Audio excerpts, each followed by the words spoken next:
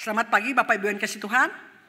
Pagi ya, saya senang pada pagi hari ini bisa kembali berjumpa saudara dalam keadaan sehat walafiat. Nah, tema yang diberikan kepada saya pada pagi ini adalah tentang kemalasan dan hidup dengan giat. Jadi tema ini merupakan rangkaian dari tema-tema sebelumnya yang sudah kita dengar. Ya, ini merupakan ketujuh dosa maut ya yang mungkin ada di dalam kehidupan kita.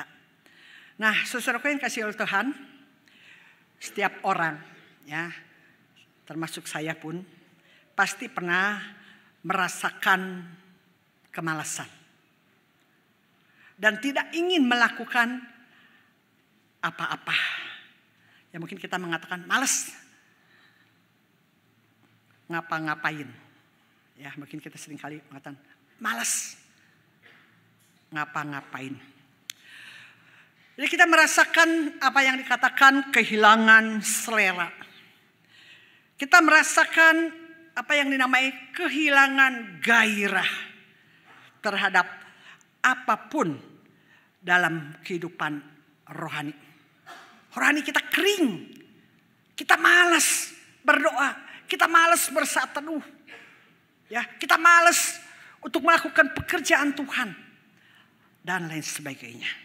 Saudara, pertanyaan saya, ketika saudara menghadapi kemalasan, ya, baik itu mungkin di dalam aktivitas kehidupan kita hari lepas hari, atau ketika juga kita mengalami kemalasan di dalam rohani, pernahkah saudara mencari apa penyebabnya? Atau saudara mengatakan, ya malas ngapa-ngapain.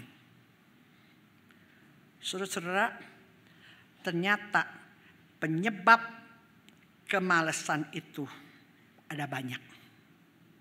Ya, misalnya iri hati. Kita melihat orang lain yang boleh dikatakan tanda kutip hidupnya santai-santai saja. Tetapi boleh dikatakan berhasil di dalam segala hal, di dalam segala pekerjaan, usaha apapun. Sementara melihat diri sendiri, saya sudah berjuang begitu hebat dari bangun pagi sampai tidur malam. Kayaknya hidup saya itu begini-begini saja. Nah akhirnya saudara, ya udah deh. Saya gak mau mungkin hidup seperti saat ini. Akhirnya apa? Mulai malas-malas. Kan mungkin seringkali kita mengatakan berkat Tuhan mengalir kemana-mana. Ya udah dah mulai santai. Karena melihat orang lain iri hati, sedangkan kita tidak, ya udahlah, kita juga mungkin tidak terlalu harus bekerja keras. Mungkin Tuhan juga pasti memberkati kita.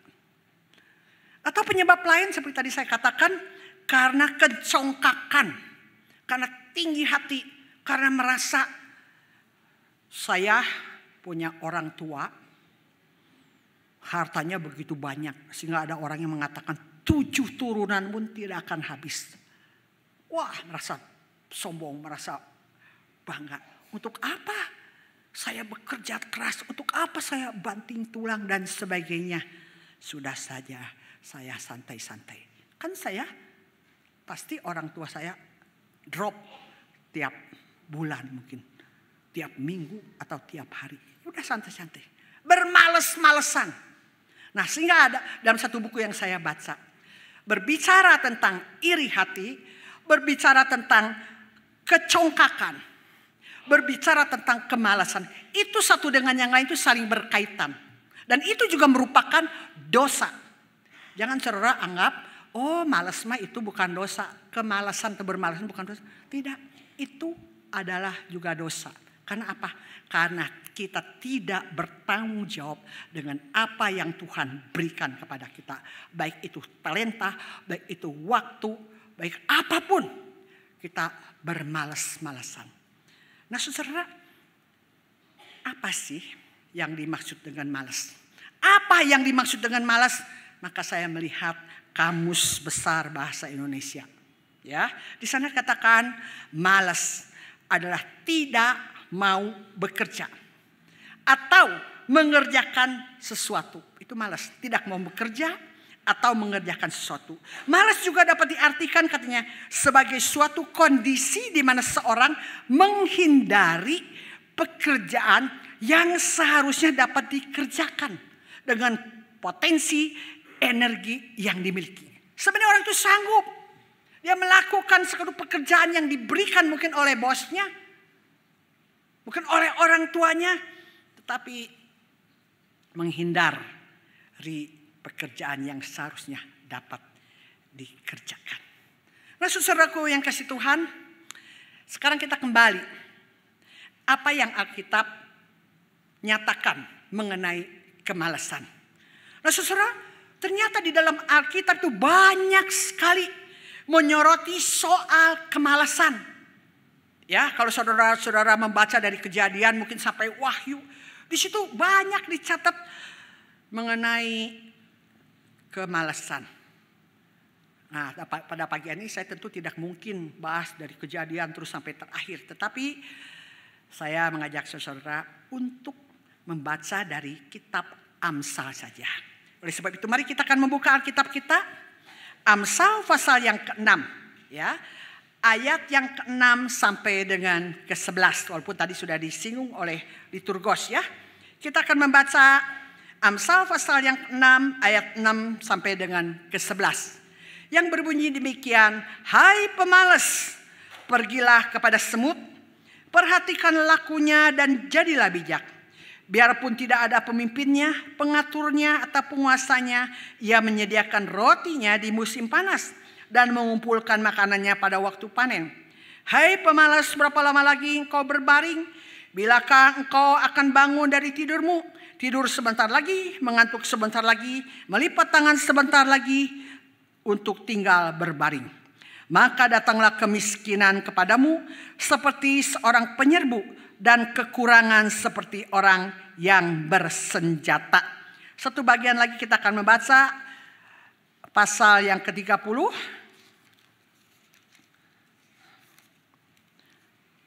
Ayat 25. Semut bangsa yang tidak kuat tetapi yang menyediakan makanannya di musim panas. Nah, saudara yang dikasihi oleh Tuhan, kitab Amsal banyak memberi hikmat terkait dengan soal kemalasan. Ya, saya harap nanti di rumah PR baca dari Amsal 1 sampai 31. Di sana berbicara banyak sekali mengenai kemalasan. Jadi banyak disinggung mengenai kemalasan.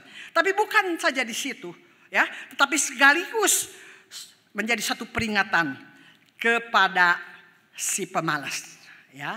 Jadi kalau kita mungkin kadang-kadang malas mengerjakan satu, cepat baca Amsal. Nah, saudara, kitab Amsal memberi banyak gambaran.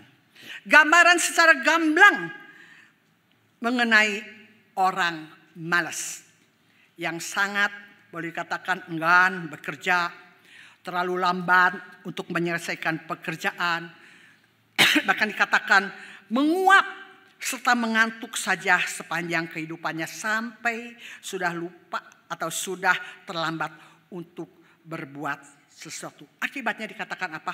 Kemiskinan dan kelaparan menimpa dirinya karena malas. Tetapi kalau membaca di dalam Amsal pasal 10 ayat 4b di sana kata, tetapi tangan orang rajin menjadi kaya. Nah, saudara, sebab itu, ya, Amsal pasal 6 memberikan beberapa nasihat, memberikan beberapa peringatan pada orang malas, orang yang berikatan bodoh, yang tidak membuat persiapan untuk masa depannya. Itu dapat kita lihat di ayat yang ke-6 sampai dengan 8. Saudara, pada pagi hari ini kita semua termasuk saya diajak agar belajar pada dunia binatang, khususnya semut. Pernah menjumpai semut? Di sini siapa yang tidak pernah menjumpai semut? Saya yakin semua pernah, atau di rumah kita mungkin ada semut ya, yang mungkin kita bisa jumpai di meja makan atau di mana saja. Saudara, semut dikatakan oleh Amsal adalah binatang yang tidak kuat. Binatang yang tidak memiliki kekuatan yang dapat kita kerjakan sesuka hati. Ya. Pada suatu hari saya melihat di meja itu ada semut. Maaf ya, sedang beriring-iringan. Nah, waktu itu saya iseng cepat-cepat ambil gelas dan saya tutup. Jadi semut yang sedang berjalan berkeliaran saya tutup. Apa yang terjadi? Tidak mati. Tapi dia berusaha keliling-keliling gelas itu untuk mencari mungkin lubang dan sebagainya sehingga bisa keluar. Jadi saudara, bahwa benar semut adalah binatang yang lemah yang dapat kita kita lakukan sesuatu kepadanya. Dan bahkan dikatakan saudara dalam buku yang saya baca, ternyata saudara ada banyak bentuk jenis semut yang mempunyai kebiasaan itu berbeda-beda. Tetapi ciri khas semut adalah boleh dikatakan makhluk binatang yang bersifat sosial. Hidupnya dalam berkelompok. Yang dikatakan jumlahnya mungkin ada lusinan. Ada ratusan, bahkan ada ribuan. Nah saudara, jenis semut yang dicatat dalam Alkitab adalah jenis semut penuai. Atau jenis semut pertanian. Yang katanya mengumpulkan segala macam jenis bibit selama musim panas. Jadi dengan giat semut-semut penuai itu, semut-semut pertanian itu dengan giat mengumpulkan segala jenis bibit ya atau biji-bijian selama musim panas. Karena apa? Karena dia tahu bahwa satu kali ketika hujan datang, ketika musim dingin, dia tidak bisa melakukan pekerjaan itu untuk mengumpulkan bibit-bibit itu.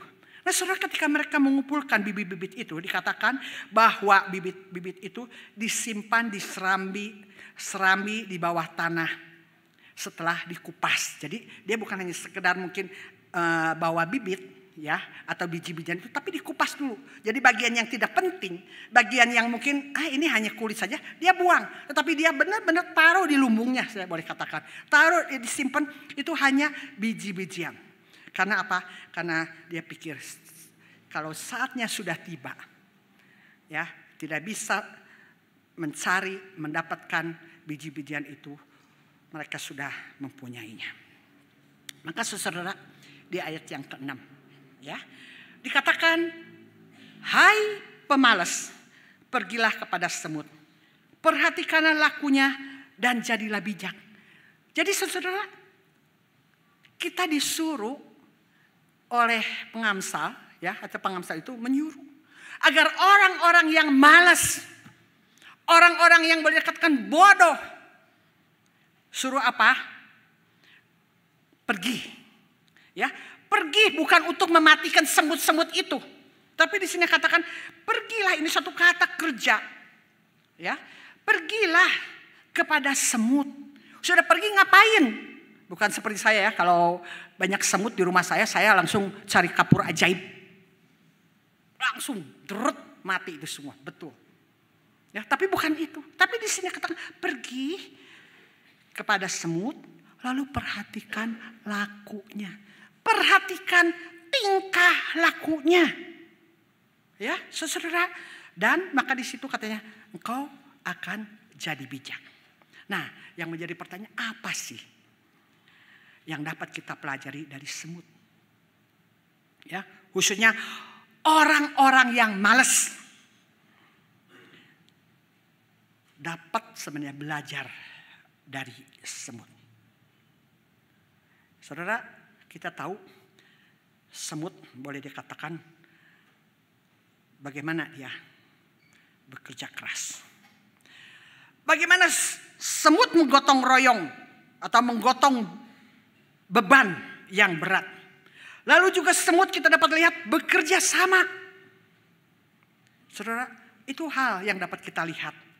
Ya, bahwa dia benar-benar boleh dikatakan pekerja keras. Kalau mendapatkan mungkin makanannya agak besar, dia sadar tidak bisa membawanya sendiri ke tempatnya atau ke rumahnya. Tetapi mulai manggil teman-temannya. Sama-sama menggotong beban yang berat itu. Bergotong royong. Bekerja bersama-sama. Saudara, kelihatannya semut tidak pernah berhenti bekerja. Betul nggak? Kalau saya lihat perhatikan semut kayaknya nggak berhenti-berhenti. Kerja, kerja, kerja, kerja di dalam kehidupan. Itu motonya siapa? Bapak siapa? Bapak Jokowi ya. Kerja, kerja, kerja. Tapi benar-benar dia kerja. Nah saudara, walaupun di sini katakan semut tidak ada pemimpinnya. Tidak ada pengaturnya. Semut menyediakan rotinya katanya di musim panas. Dan mengumpulkan makanannya pada waktu panen. Jadi kalau saya simpulkan. Dalam satu kalimat ayat 6 mengajarkan. Pada si pemalas. Orang yang berleha-leha. Saudara, itu tentang ketekunan dan kerajinan. Mengumpulkan makanan untuk masa depannya. Saudara, tetapi tidak seperti pemalas. Pemalas sering memboroskan waktu. Pemoros sering hidupnya itu santai. Kalau menurut bahasa Sunda mah kumaha engke. Ya, kumaha engke. Ya, tapi seharusnya kita itu bukan kumaha engke, engke kumaha. Ya, seharusnya kita jangan wah gimana nanti saja. Tetapi seharusnya di dalam kehidupan kita itu nanti bagaimana. Tapi kita kadang-kadang ya khususnya orang-orang muda. Kumaha engke we lah. Harusnya kita mulai memikirkan.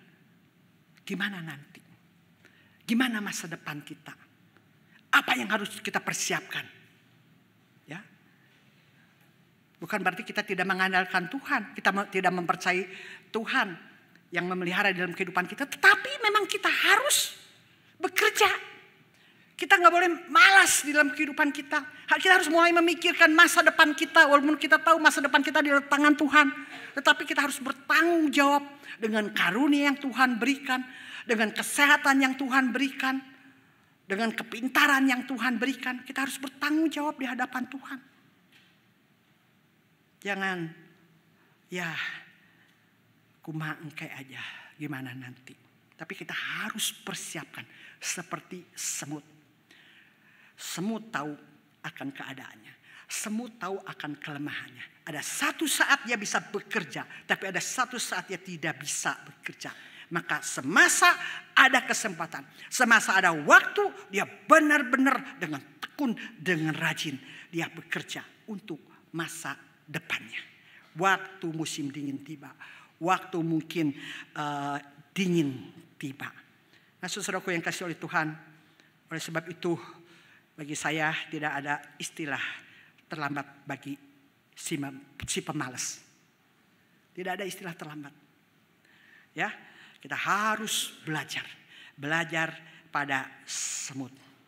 Kalau Tuhan memberikan kepada kita kesempatan untuk bekerja. Memberikan kepada kita kesempatan untuk melayani Tuhan. Maka saudara-saudara kita harus dengan giat. Jangan bermalas-malasan. Bahkan kita pun sebagai orang-orang yang masih muda kita juga harus mempersiapkan masa depan. Nah, bagaimana kita yang sudah tua? Kita juga harus mempersiapkan segala sesuatunya bagi orang-orang yang sudah lanjut usia. Beda walaupun, tetapi kita harus mempersiapkan diri. menghadap tentu Tuhan. Saudara, itu yang pertama. Lalu nasihat yang kedua yang diberikan pada orang malas. Itu kalau kita lihat di ayat yang selanjutnya. Di ayat yang ke-9 sampai ke-11. Dikatakan saudara, orang malas disinilah orang yang menghabiskan waktu dengan tidur. Tuhan memberikan kepada kita waktu 24 jam. Tetapi boleh dikatakan sebagian besar digunakan waktu itu dengan tidur.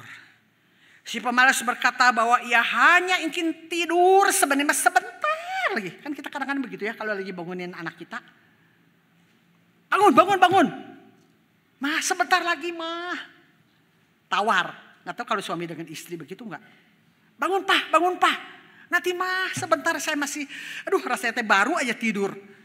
Ya, kok udah dibangunin lagi.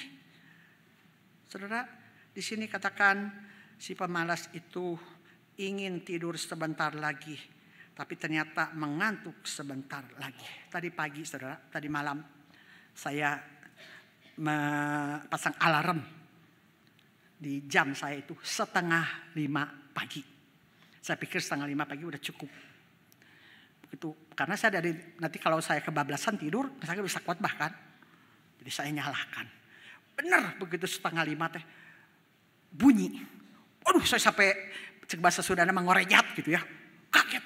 Loh, kok udah 4:30 pagi lagi? Jujur secara manusia, karena tidur larut malam, saya inginnya tidurlah sebentar 5 atau 10 menit. Tapi saya ingat, saudara, kan saya mau khotbah bagian ini. Jadi berarti saya tidak boleh malas. Jadi langsung saya bangun. Saudara, senjata makan Tuhan gitu ya. Langsung bangun. Saudara, ya memang ya tidur berkepanjangan akhirnya itu boleh dikatakan sangat merugikan, ya. Merugikan. Bahkan merugikannya apa? Akhirnya terlupakan katanya kerja yang harus kita lakukan di pagi hari. Tapi bukan berarti saudara, kalau gitu apa saya tidak boleh tidur, tidak boleh istirahat di siang hari, ya? Kan kalau udah capek, lelah. Saudara, tidak demikian. Tetapi yang normal-normalnya lah. Kalau tidur tuh kapan? Malam hari. Kalau tidur malam hari ya. Bangun itu di pagi hari sudah matahari terbenam. Terbit, maksud saya ya, bukan terbenam, terbit. Itu yang seharusnya normalnya. Jadi kalau saudara ya yang boleh dikata malam tidur, siang pun tidur, itu perlu dipertanyakan. Ada sesuatu di dalam diri saudara yang tidak beres. Karena orang yang normal tidur di malam hari, pagi siang setelah matahari terbit, pasti saudara itu harus bekerja. Bukankah firman Tuhan mengatakan bekerjalah selama hari masih siang. Tidak dikatakan bekerjalah selama hari masih malam. Tidak, tetapi waktu siang. Saudara, sampai di sini saya ingat. Ya namanya mahasiswa ya, walaupun mahasiswa teologi juga kadang-kadang suka sedikit bandel, suka sedikit protes-protes. Nah namanya hidup di asrama itu semua harus teratur. Bangun pagi, ya jam sekian, tidur malam, lalu mematikan lampu jam sekian. Nah kalau sudah musim ujian, itu biasanya mahasiswa itu protes. Protesnya apa? Kalau bisa selama musim ujian, selama harus menyelesaikan tugas-tugas, nggak usah ada mati lampu jam 11 malam. Kalau bisa tuh nyala terus. Ini saya ingat Bapak Pendeta Stementong mengatakan begini. Kalian harus mikir, ya.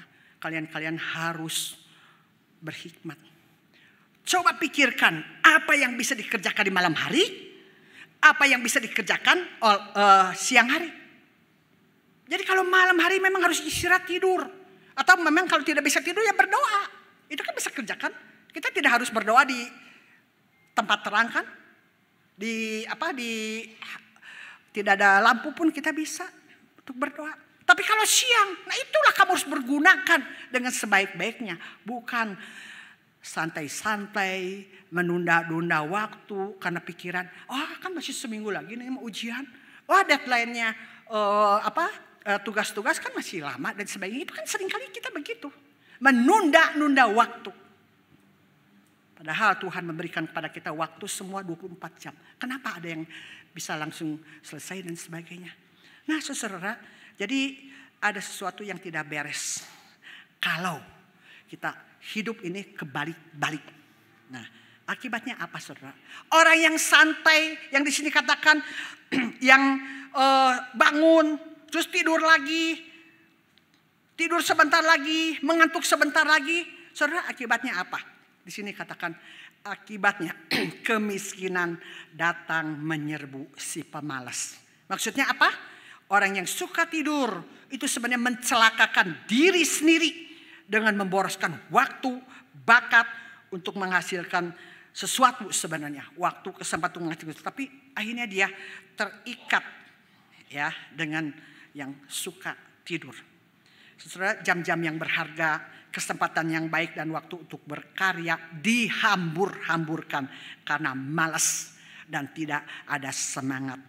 Saudara, akhirnya apa? Kemiskinan datang menyerbu si pemalas tanpa disangka-sangka terlebih dahulu. Ya, kalau ini cocok untuk dunia bisnis. Kalau orang yang bisnis berleha-leha, ya, saudara, ada kesempatan, tetapi berleha-leha, bermalas-malasan, santai saja. Akhirnya saudara kehilangan kesempatan atau dikatakan kehilangan kangtau. Setahu mah kangtau? Ya, kehilangan kangtau. Jadi diserobot oleh orang lain. Saudara, saya ingat sekali almarhum Ibu Lili Suwandi. Dia pernah berkhotbah di Komisi Wanita. Almarhum Lili mengatakan begini. Kita sebagai orang-orang Kristen, orang percaya anak-anak Tuhan, jangan kalah oleh burung. Saya bingung. Ya, kita harus belajar dari burung. Kalau tadi semut, ini burung-burung nggak ada di Alkitab. Ada. Jangan khawatir. Jangan khawatir ya. Burung di udara tidak ini tapi. Nah, tapi yang beliau katakan apa? Kita harus sebenarnya bangun lebih pagi daripada burung. Kalau burung kan begitu dia berkicau, mencok sana begitu matahari terbit, coba perhatikan. Kalau enggak coba mulai besok perhatikan ya. Kalau tiba-tiba ada bunyi burung, itu tandanya apa? Pasti udah ada matahari terbit. Jadi kata Ibu Lili, jangan sampai kalah.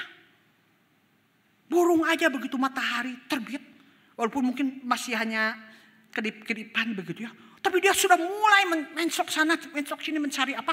Makanan dan sebagainya. Enggak diam aja di sarang. Kecuali dia lagi ngerem kali ya. Lagi mengeram juga saya lihat perhatikan suka pergi mencari makanan untuk si anaknya. Jangan kalah. Tapi kita kadang-kadang baru juga 5 watt kali ya si matahari itu. Tunggu mungkin sampai matahari bersinar sehingga sinarnya masuk ke tempat kamar kita baru kita bangun. Sebenarnya apa? Saudara, poinnya di sini adalah jangan kita ini sampai menunda-nunda kesempatan, menunda-nunda pekerjaan yang Tuhan percayakan berikan. Nah, saudara, itu yang nasihat atau peringatan kepada si pemalas. Saya tidak tahu apakah di sini ada orang yang seperti dicatat Amsal pasal 6 ayat 6 sampai 11. Semoga tidak. Tapi kalau ada saudara, firman Tuhan mau mengingatkan kita semua, hai pemalas pergilah kepada semut. Malu seharusnya. Kita ini manusia yang diberikan hikmat akal budi. Kita adalah segambar serupa dengan Allah. Tapi kita disuruh belajar kepada semut, binatang yang ya lemah. Tidak ada kekuatan. Tapi kita suruh belajar. Harusnya malu gak? Malu gak? Malu. Firman Tuhan tidak mengatakan belajarlah ke korong merat itu, ke orang yang berhasil. Tidak. Ke si bapak itu, ibu itu tidak. Tetapi justru kepada semut yang tidak berdaya. Dan kalau kita juga saudara masih berleha-leha, menunda-nunda, ya kesempatan, udah tidur dulu, atau menunda-nunda, kan besok masih ada waktu dan lain sebagainya. Hati-hati. Saya belajar saudara di dalam kehidupan saya untuk tidak menunda-nunda setiap pekerjaan, setiap pelayanan. Karena bagi saya itu, kalau kita menunda, hanya menumpuk satu pekerjaan. Besok kita tidak tahu ada pekerjaan apa lagi, pelayanan apa lagi yang saya percayakan. Nanti akhirnya nggak beres-beres saudara, karena numpuk-numpuk sampai akhirnya burn out, bingung sendiri, stres sendiri. Maka saya belajar dan tentu minta kekuatan daripada Tuhan untuk dapat menyelesaikan satu persatu. Nah saudara, jadi langkah apa yang dapat kita lakukan kalau kita merasa diri ini saat ini malas, ya, tidak ada antusias di dalam segala hal. Maka saudara, langkah yang pertama seperti tadi saya singgung, jangan menunda-nunda dalam melakukan suatu pekerjaan. Sekalipun pekerjaan itu kecil, sekalipun pekerjaan itu mungkin tidak berarti. Tapi bukan firman Tuhan mengatakan kalau kita setia dalam perkara yang kecil, Tuhan akan memberikan kepada kita perkara yang besar. Oleh sebab itu kita harus belajar saudara, setia di dalam perkara yang kecil. Maka jangan menunda-nunda. Karena kalau kita nunda-nunda, kita akan mendapatkan kerugian yang amat besar. Lalu yang kedua saudara, tulis apa yang akan kita kerjakan hari ini di dalam agenda. Saya biasanya malam hari, ya, saya biasanya menulis apa yang saya akan kerjakan hari ini. Saya tulis, ada 10. Ya mungkin kadang-kadang 2 tidak bisa dilakukan, tapi nggak apa-apa. Lumayan kan 8 sudah dilakukan. Kalau bisa itu seluruhnya. Karena memang akhirnya ada saking banyaknya saudara, tidak bisa lakukan. Tetapi kita belajar. Ya, jadi jangan kasar ingat. Kita tulis, belajar, tulis satu. Ya, nanti kalau sudah satu contreng. Kalau udah semua lakukan, semua puji Tuhan ya. Lalu yang ketiga, minta pertolongan Roh Kudus setiap hari untuk mendisiplin diri, tidak bermalas-malasan. Ya, tidak santai-santai, tidak menunda-nunda setiap pekerjaan, pelayanan, usaha apapun yang Tuhan percayakan, termasuk mahasiswa-mahasiswa yang kuliah, yang sekolah, jangan sampai menunda-nunda. Saudaraku yang kasih oleh Tuhan, saya akan membacakan kata-kata bijak dari Abraham Lincoln, Presiden Amerika yang ke-16. Dia mengatakan begini, kita tidak dapat terlepas dari tanggung jawab akan masa depan. Ya, kita tidak bisa terlepas, benar gak? Akan tanggung jawab akan masa depan dengan menghindari hari ini. Ya, kata-kata bijak dari Abraham Lincoln itu mengingatkan kita bahwa masa depan kita, ya, bahwa masa depan kita ini ditentukan oleh langkah apa yang kita ambil hari ini. Ya, jadi masa depan kita ini ditentukan oleh langkah apa yang kita ambil hari ini. Ya tentu pasti akan campur tangan Tuhan. Jadi kemiskinan, kesuksesan dipengaruhi oleh gaya hidup seperti apa yang kita ambil hari ini. Jika hidup mau bermalas-malasan, tentu katanya kemiskinan pasti akan datang. Ya, kalau malas-malasan, ya tentu kemiskinan yang akan datang. Seperti tadi firman Tuhan mengatakan. Tapi sebaliknya, orang yang berjuang dan bekerja keras setiap hari pasti beroleh kesuksesan. Sekalipun katanya ada faktor lain di luar kemampuan manusia yang mempengaruhinya. Misalnya bencana alam, itu di luar kita kan. Terjadinya krisis nasional atau mungkin yang kita ketahui krisis moneter. Itu di luar kemampuan kita. Tetapi memang hari ini apa yang kita lakukan, kerjakan, itu menentukan masa depan kita. Nah saudaraku, Tuhan Yesus pun ketika ada di dalam dunia, ia pun bekerja. Ya, dia pun bekerja saudara. Dia mencari manusia yang terhilang. Dia mencari manusia yang terhilang itu saudara dan saya. Untuk apa? Untuk menyelamatkan. manusia yang berdosa. Dan dia benar-benar di dalam kehidupannya, dia datang, dia diutus oleh Allah untuk menggenapi kehendak Bapa. Saudara, Tuhan Yesus aja, dia bekerja mencari orang-orang yang tersesat, mencari orang-orang yang terhilang, dia selamatkan. Marilah kita juga sebagai orang-orang yang sudah ditebus oleh darah Yesus, yang sudah ditebus oleh Tuhan Yesus, kita juga mau meneladani Tuhan Yesus yang giat bekerja. Yang giat bekerja. Amin. Mari kita berdoa.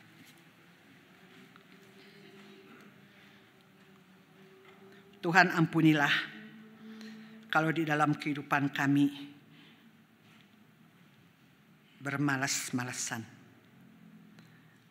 Kami juga menunda-nunda setiap pekerjaan yang Tuhan percayakan. Termasuk mungkin di dalam kesempatan Tuhan memberikan kepada kami untuk melayani Engkau.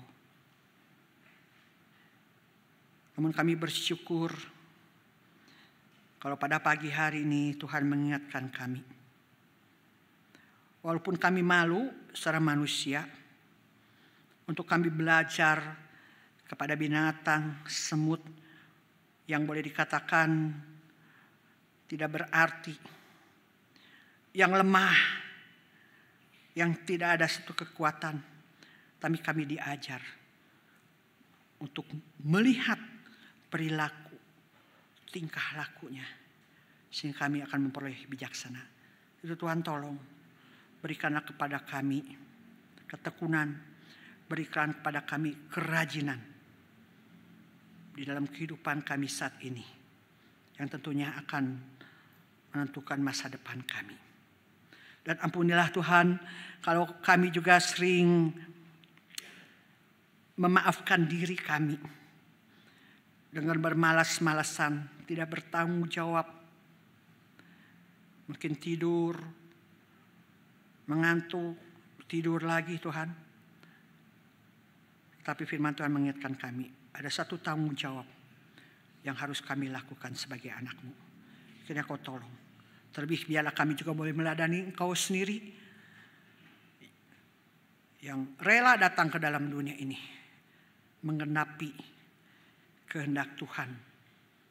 Engkau telah memberikan diri, nyawa atas kayu salib untuk kami orang-orang berdosa. Kerja keras mencari orang-orang yang terhilang, menyembuhkan orang yang sakit, dan lain sebagainya. Tuhan tolong, biar kami juga boleh melihat, meneladani Engkau yang terlebih dahulu datang juga untuk melayani kami. Dengar doa kami yang kami pohonkan di dalam nama Tuhan Yesus, kami sudah berdoa. Amin.